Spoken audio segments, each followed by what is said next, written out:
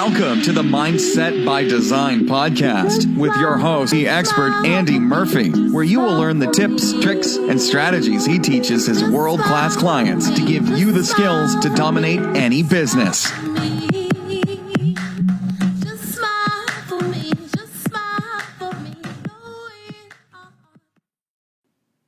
What's going on, Mindset by Design crew, and welcome to episode 260.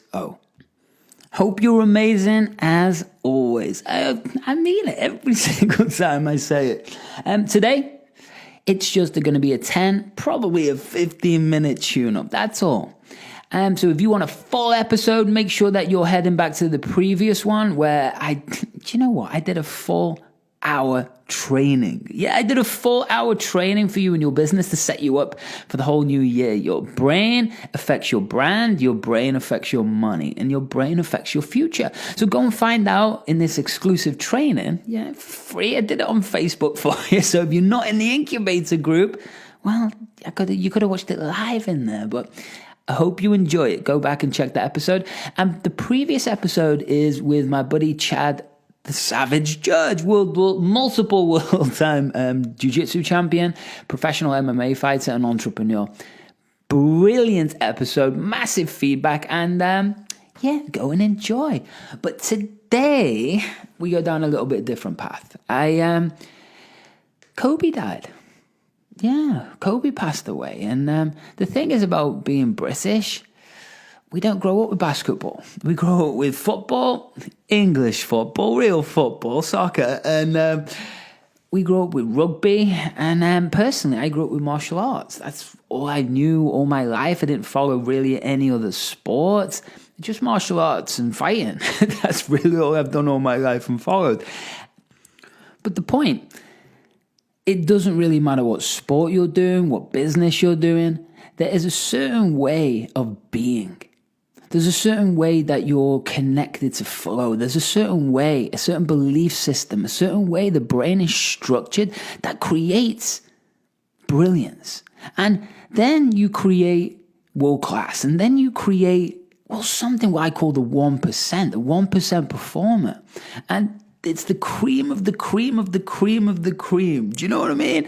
And this is the Michael Jordans. This is the Michael Jacksons, right? This is the people that will always stand out in history. And I didn't really know anything about Kobe, but for some reason, it affected me. Do you know what I mean? I didn't follow basketball. Obviously, I knew his name. He's massively famous, but I didn't know much about him. And I just started to watch some clips. I started to understand who he is a little bit more. And dude, that guy was profound. Profound. And he was a good guy. He was a father. He seemed a really good father and husband. He was obviously an insane competitor, but that's what it is, right? That's what it takes to be his level of notoriety, but also performance. He also seemed like he cared. Do you know what I mean? Not just about winning and making money, but he was obviously, he made jokes about that all the time. But he actually cared about people and them succeeding. And that was the tragedy, man. Do you know what I mean? And it blew my mind, as I'm sure it did yours, that if from the outside, that person had everything. Everything you could possibly imagine. Legacy that would last through history, right? Top of his game, no matter what. Family dialed in. Money more than you could ever comprehend. Influence. Health. The ability to travel. The ability to do whatever he wanted, whenever he wanted to.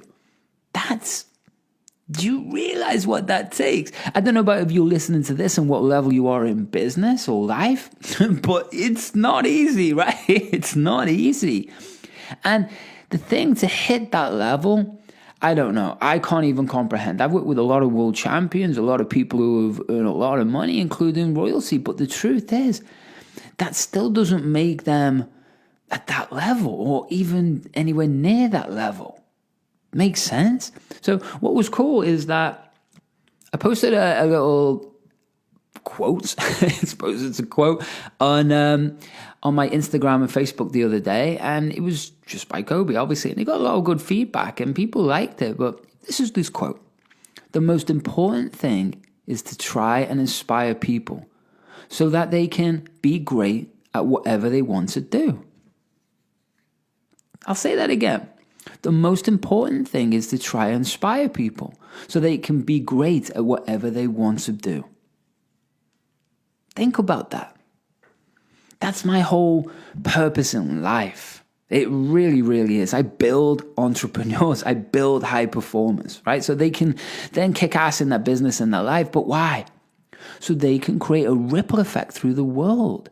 And I know that's why I connected with Kobe's deep values.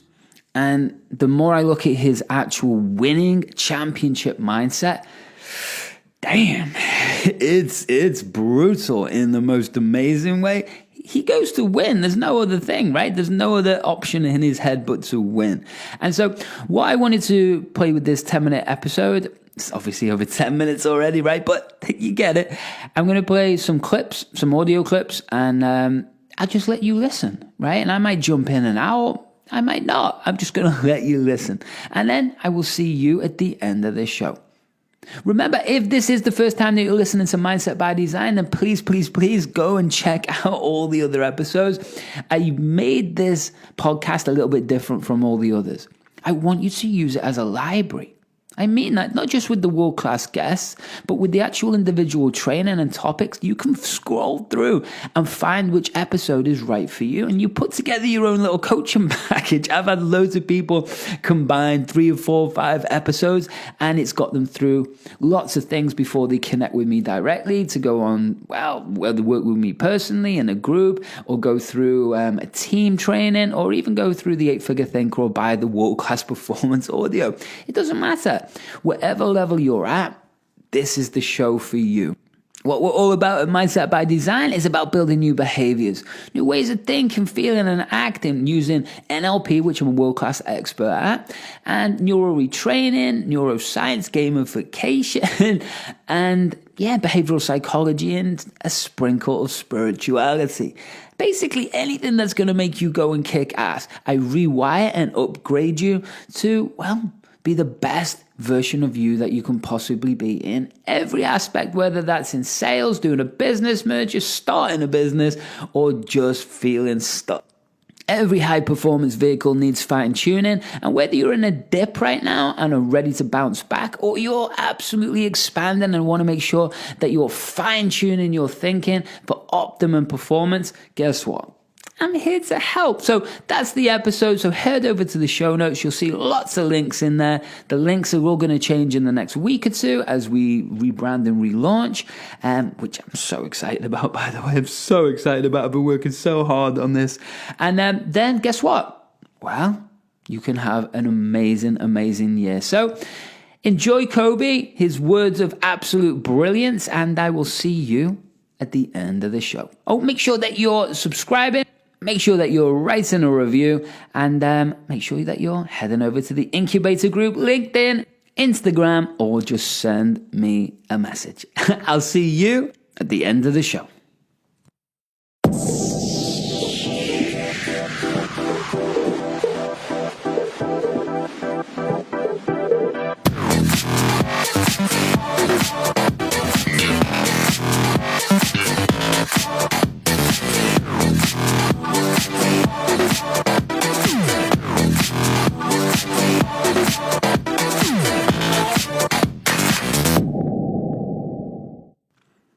So crew, I'm going to play the audios in a minute, but let's just take a quick look at some history of Kobe, because like myself, not everybody knows Kobe inside and out. Some people, they're his biggest fan. But he was born on August the 23rd, 1978. Same year as me. Interesting. Death date, January 26, 2020. He was born in Philadelphia. And his full name is Kobe Bryant. Father Joe Bryant, professional basketball player, and his marriage to Vanessa Lane Bryant. Children, Capri, Bianca, Gianna, and Natalia. Bryant was 6 feet 6 inches tall. His parents named him after a steak. The beef is from a species of cattle raised in Kobe region of Japan. Bryant lived in Italy for 8 years while his father played in the Italian Professional Basketball League, and he speaks a fluent Italian. He was nominated for one Academy Award and won it. He entered NBA straight out of high school, and in 1996, Bryant was the youngest player in NBA history at the time, at 18 years old, right? 2 months and 11 days. He played in his entire professional career in Los Angeles Lakers. Bryant won two, which is pretty badass, Olympic gold medals for men's basketball, and he was the 4th on the NBA all-time scoring list. He won 5 NBA championships. So this was an incredible, incredible human being, and let's look inside of his wisdom. You really want me on the team. What's your approach to recruitment? You want first place, come play with me. You want second place, go somewhere else. Like, I would watch Magic play. I'd watch Michael play. And I would see them do these unbelievable things, and I'd say, can I get to that level? I don't know, but let's find out. Everything was done to try to learn how to become a better basketball player. Everything. And so when you have that point of view, then literally the world becomes your library to help you to become better at your craft. So because you know what you want, the world's giving you exactly the information you 100% need to become better at it. Because you know what you're looking for. So many guys tell stories about your work ethic. Yeah. What was really your work ethic like, and for how long did you stay disciplined? Well, I mean, every day. Since 20 years. It was an everyday process, and trying to figure out strengths and weaknesses. For example, jumping ability. My vertical was a 40. It wasn't a 46 or a 45. My hands are big, but they're not massive. Right? So you got to figure out ways to strengthen them so your hands are strong enough to be able to palm a ball and do the things that you need to do. Quickness, I was quick, but not insanely quick. I was fast, but not ridiculously fast. Right? So I had to rely on skill a lot more. I had to rely on angles a lot more. I had to study the game a lot more.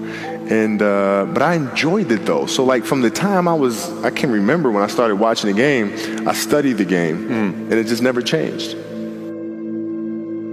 It's a good separation for me, emotionally, to be able to put myself in a place where at practice or when I'm training or during games, I switch my mind to something else.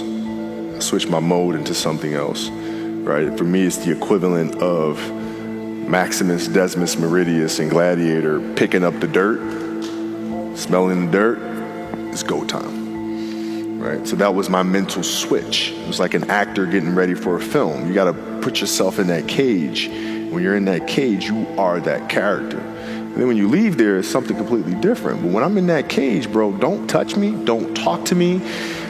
Just leave me alone. So crew, let me jump in there a second. That what he's just said is something that I really want you to re-listen to. And I mean that, re-listen to. What he's talking about there is something what I call peak states, alter egos, or alpha states. Okay, alpha states. And now you can understand what an alpha state is, why I designed that term and why I created that concept, is because it's not by accident that he steps into being that different version of himself. And yes, it's wholeness. We have to create wholeness in the brain, otherwise we create parts and that can create damage neurologically. But what we're talking about right now is actually pre-designed. Right? So he's talking about his hands. So he's consciously aware of these things actual physically to enhance himself. In business, we do that mentally, right? So we're constantly enhancing our brain. But when we start talking about that alpha state, what that means is that there's a certain way he sees the world, right? There's a certain type of intensity and aggression. There's a certain focus, right? And there's a certain level of focus. And there's a certain level of belief and type of belief. And what this means is the chemicals in his brain are going to change. And this is exactly the same as any high performer I've ever built, right? Because we want you to be able to step in to that version like a switch. He talks about a switch. I call that a trigger, an anchor, right? And when we can light up that part of the brain time and time again, it's a mind muscle, right? So that flow or that pattern or that system or that version of him becomes easier and easier to step into. Now remember, because of that, he's able to be... It can get taken the wrong way, but I mean this, and it's a certain level of sociopathness. And right, that might be controversial, but it's the truth. I haven't seen someone at the highest level in any aspect of business and life that when they get dialed in and switched in, they become a very different version of them. There's football players out there, American football players out there that don't even remember the game. Because there's a very famous guy, and again, I'm sorry, I don't play football, so it's like American football, so I forget his name. But he was literally one of the top players, and he doesn't remember his career because he'd step into this alpha state. And when you can start to understand this is exactly the same with business. There's no difference. No difference. But yet the industry doesn't share this. It doesn't teach this correctly. It teaches tactics and techniques and marketing tools. But what it doesn't teach is to be able to, build yourself in your brain into this ultimate version of you. So understand, when you sit down at your laptop, when you sit down at your desk, when you step into a sales call, when you step onto a stage, when you used to step into being creative, these are very different versions of you. And if we can build that alpha state, then guess what? This is going to just change everything about your life and business. Now remember, alpha states isn't ego. Well, for some other people, it can be ego. For me, the way I build alpha states is very, very different. It's purpose connected, right? And so that creates a different level of intensity rather than ego, which can be very fragile. Make sense? So think about that while you listen to the next clip. How did you get mentally and emotionally so strong where it doesn't bother you? Well, you got to look at the reality of the situation. Like for me, it's not, you kind of got to get over yourself. Like, it's not about you, man. Like, okay, you feel embarrassed. You're not that important. Like, get over yourself. That's where you go. Get over yourself, right? Like you're worried about how people may perceive you, and like you're walking around and it's embarrassing because you shot 5 air balls. Get over yourself, right? And then after that, it's okay, well, why did those air balls happen? Got it. High school, year before, we played 35 games, max, right? Week in between, spaced out, plenty of time to rest. In the NBA, it's back to back to back to back to back to back to back. I didn't have the legs. So you look at the shot, every shot was online. Every shot was online, but every shot was short, right? I got to get stronger. I got to train differently. The weight training program that I'm doing, I got to tailor it for an 82-game season so that when the playoffs come around, my legs are stronger and that ball gets there. So I look at it with rationale and say, okay, well, the reason why I shot air balls is because my legs aren't there. I go, well, next year they'll be there. That was it. Done. Okay, crew, let me jump in there. Do you see what I was talking about alpha states? And do you see the difference between ego and Kobe? Ego in alpha state would be... I'm just going to get better. I'm going to knuckle down. It's aggressive, right? But understand what he's done here is have something called sensory acuity and has something called behavioral flexibility. He's very aware of his limitations. He's very aware that, like his physical limitations. He's very aware that he wasn't able to run as fast as like the best ever. So he had to work on this game. And that's the same with entrepreneurism. There's no way that you have all of the ability in sales and marketing and just life in business. There's no way you got all the skills. But what a lot of people do is they just refuse to expand, refuse to learn. And so when we start to understand that, guess what he said? The very last thing. It's just like that, right? That's called a decisive decision, right? That's an aligned decision on unconscious alignment. That's a decision that creates change. Because if you're self-aware, you know your limitations, you know your strengths, you're clear on your mission, then it's not really, like he says, it's not about you, right? It's about your mission. And the mission could be a team project. The mission could be solo. The mission could be expanding a business. The mission could just be getting something going. The mission could be just feeling happy.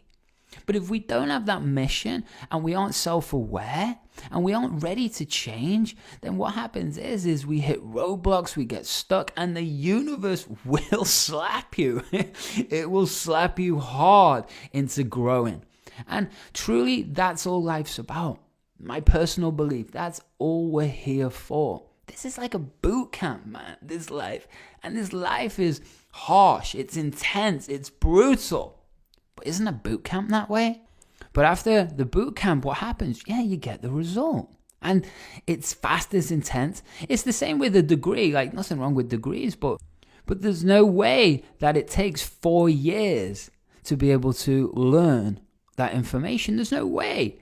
Accelerated learning means we double, triple the time that we put in instead of spreading it out. The brain can learn so fast. When we stretch things out over a long period of time, it becomes mundane. What the brain likes is novelty. That's dopamine. So when we access that level of dopamine, it keeps us interested. By stretching things out, man, at 4 years, I'm bored of that topic. I've already wanted to learn the next thing. And so when we look at that in performance, we can do things much faster than we think. Were there some names that you looked at and says, these 3 guys are as crazy as I am? I at the time, I deal with what I've referred to as Goat Mountain. I went to Goat Mountain and I talked to Magic, Michael, Bird, Keem Olajuwon, Jerry West, Oscar Robinson, Bill Russell. So I would talk to them. What did you do? What were your experiences? Michael in particular, he's become my big brother. He's been my big brother since I first came in the league. And what was that process like? So I went to them and started understanding the ins and outs of the game and how they approach things and their level of detail and obsessiveness. And that's what I did. The players that had that passion but weren't willing to commit their entire lives to doing that, right? It's a choice, right? You have other things. You have family. You have all these other things that you have to do. The game can't really be your number one priority. And so I was just looking at that like, man, this is going to be fun. If I'm buddies with you from high school, if I'm a cousin of yours, what happened to our relationship? How did that gravitate when you went into the league and you're determined to become the greatest, or you're determined to become one of the greatest? What happens to our relationship? Oh, it suffers. It does suffer. Oh, yeah. Okay. Yeah. And you understood that. You were okay with that. Well, yeah. And the people that love you, like friends and family, like they know that about you. Got it. So they let you be you. And when you reconvene, you pick back up where you left off. Mm-hmm. But make no mistake about it, everything in between is lost. Right? So those long-term relationships, the commitment of time of, taking vacation. Like I see a lot of players take vacations with other players that are close friends. And they'll just take vacations just to take vacations or just hang out, just to hang out. Like I never did that. Why not though? Why didn't you do that? Well, because when I retire, I didn't want to have to say, I wish I would have done more. I don't want that. So let me jump in there, crew, quickly. What he's talking about then, I absolutely love. He's talking about being able to look inside the minds of people who he aspires to be like, right? And the thing about that is what we call that is modeling. And what modeling means, it doesn't mean being on a catwalk. What it means is about looking at somebody physically and mentally and how they act in the world. What is their behavior? What is their thought patterns? What are their beliefs? What are their attitudes? What do they do routine-wise to set themselves up for this? What's their level of commitment? What's their level of extremeness? Who do they have around them? Where do they visit? What do they do? How do they eat? How do they sleep, right? And when we can start to look at this level of detail, it changes everything. And for Kobe right there, he spoke about that obsession, right? Because his goal was to retire, be as best he could be, and look back without regrets, right? So what he talks about is that obsession, and it depends what you want, right? It really depends what you want. Now, you've got the 9 to 5 people who working in the corporate world and they do 9 to 5. Is there anything wrong with that? No. And you look at these other people who, they not earning great money. They're not driving forwards in life, but they go home and they're really happy. Their family is their focus. And that's a great thing. But it's not going to make you one of the best basketball players in the world, right? It's also not probably going to make you a millionaire. It's probably not going to earn you 50 million. It's probably not going to change people's lives. But it depends what you want. And he really spoke about the consequences of it. And it was interesting. I was listening to an interview the other day by one of the Sharks. And he was saying, basically, he gives it, people don't get it. You are not going to be going to Sunday barbecue with your family. You're not going to be doing this. You're not going to be doing that. That's the consequence. And is there a balance? I don't know. Yes, I think you've got to have a balance in your life to some degree, or at least do the things that you love. There's more areas of life than just winning. But it depends on what you want. If you want to be Kobe, then no, there isn't, right? That's what you do. But guess what he talks about? The consequences. And relationships get destroyed. It causes arguments. It just, people around you either accept what you do or they don't. And it's the same with you in business right now. Does it mean that you have to sacrifice everything? No, you shouldn't, The biggest thing you need to focus on is make sure that you're healthy and happy.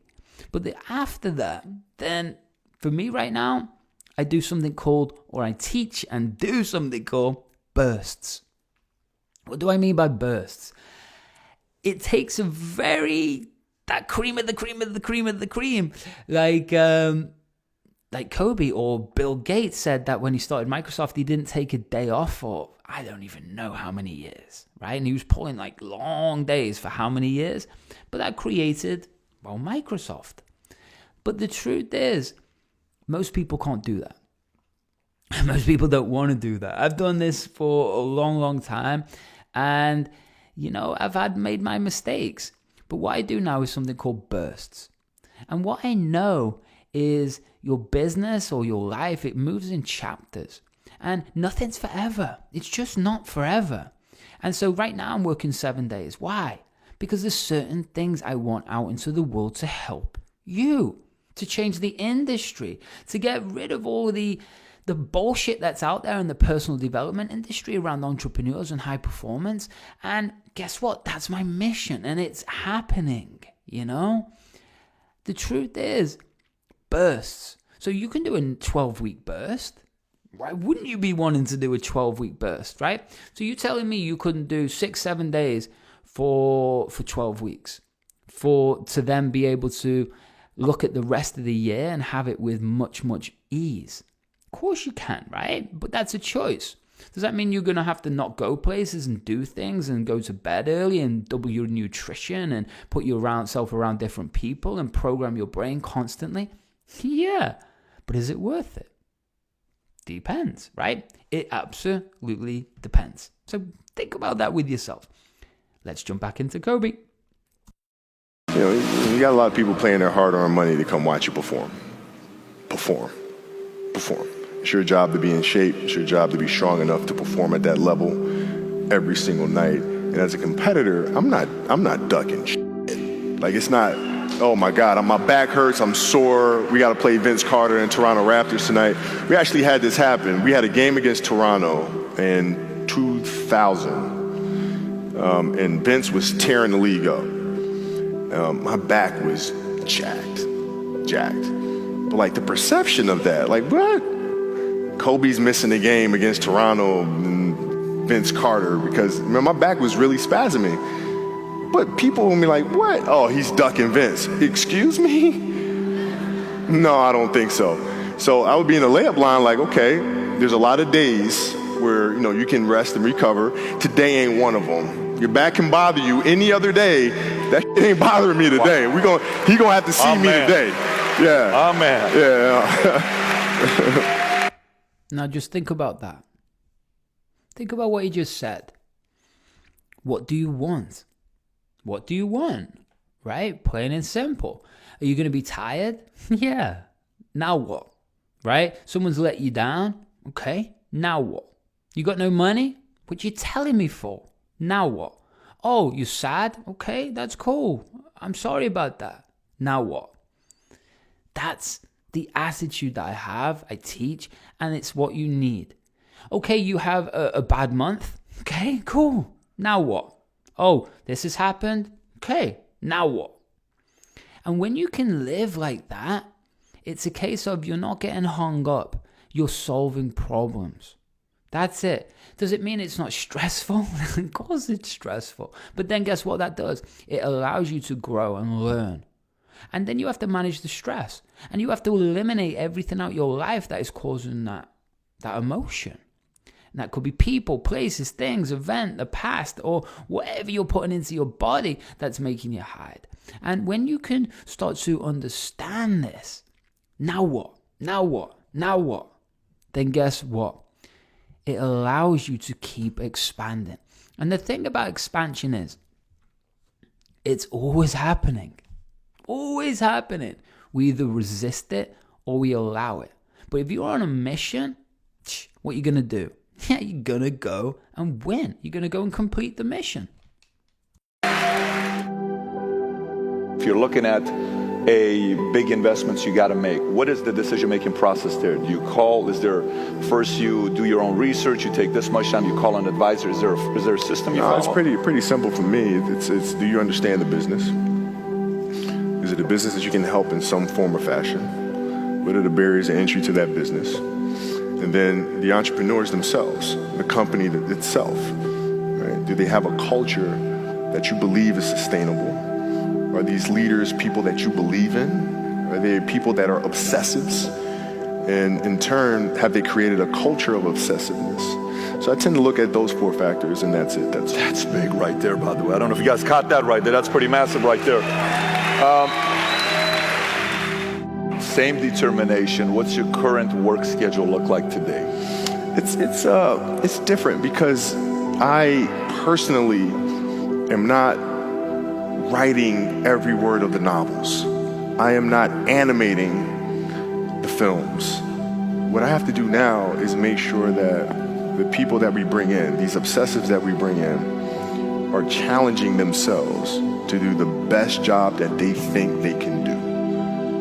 That's what I'm there for, is for them to constantly look in the mirror and self-assess and challenge themselves. If we have a project and you're saying, okay, I can do that, that's not the project we want. The projects that say, I don't know if I can animate that.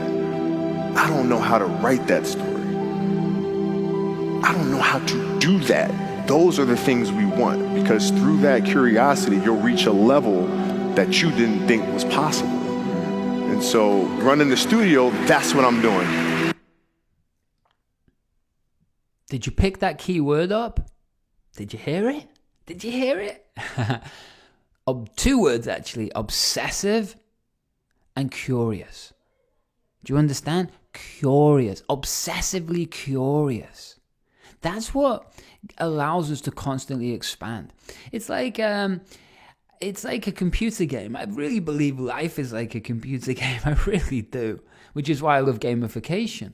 But the truth is, curiosity and then being obsessed with that curiosity is going to expand you past every boundary that you thought was possible. It's going to expand you away from the people who aren't doing that. And that's what you spoke about in business. Have they created a culture that is obsessive? Well, the obsessiveness isn't ego. Well, it can be for sure, right? It can be for sure. But the enlightened or higher frequency version of you, or the more evolved version of that person, is obsessive around being curious because they know that's going to grow them. They know it's going to expand them. They know it's going to take them into something called blue oceans, uncharted territory. And that's an amazing thing. So imagine if you became obsessively curious about your life, yourself, your inner world, your outer world, what's possible, who you are as a person, and what potential you can possibly achieve. If your mission is to help 1 million people, then what are you doing to do it? If your mission is to earn $1 million, then what are you doing to do it? Because if you're sitting doing what you were doing, what's the old saying? Yeah, you're going to get more of what you've got. Plain and simple. But what happens is the boundary forms around the old patterns, and the brain just repeats those patterns, and that becomes the neural network, the framework. But the challenge with that is the brain always wants to go back to that default setting of safety and comfort. It's primal. It's genetic. And so when we can understand that, the next step is to be in this curious obsessiveness about life. It's like reading a story, right? Like Harry Potter, right? Whatever you think of Harry Potter. But did you watch the first movie, or let's read the first book, or listen to the first book? Yeah. Do you want to know the second, what the second chapter is, or the second book?